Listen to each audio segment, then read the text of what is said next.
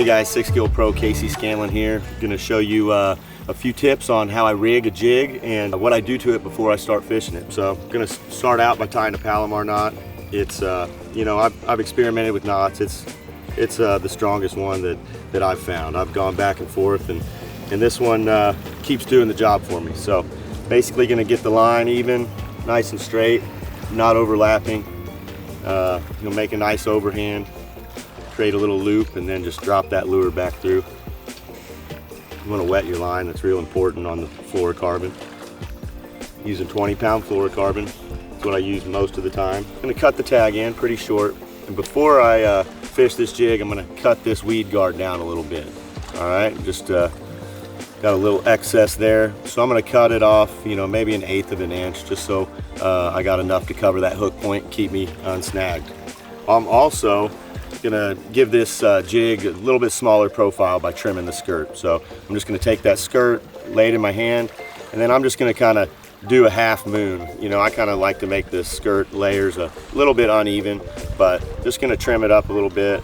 That way it allows my trailer to work and have some action. So now I'm gonna add the trailer. The key to the trailer is putting it on straight. Okay, you just want to thread that on straight through the center, no matter if you're using a twin tail, a crawdad, you know, whatever your favorite trailer is. You want to make sure that you bring it up straight and right through the middle of that plastic so your jig falls straight. So I'm going to run it up here. Our Trophy Bass Company Pro Jig has a really nice keeper on it, help keep it secure up there. And so you notice I got it straight through the middle. That way my legs are you know, flapping and the skirt's not intruding on it, and it's going to fall straight to the bottom. So that's the finished product right there, rigged up and ready to go.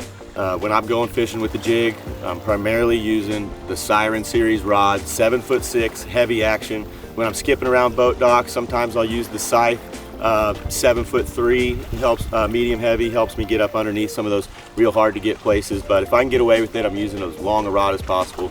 7'6" heavy does the job for me. 8-to-1 gear ratio reel, really fast, helps you drive that hook into those fish, get good penetration, and get them in the boat. Yeah, that last fish in particular, you know, kind of demonstrated why you want to have a fast gear ratio reel. You know, I was letting that bait fall, it came down over a cable, I was stripping off line, and I noticed that my bait actually stopped falling.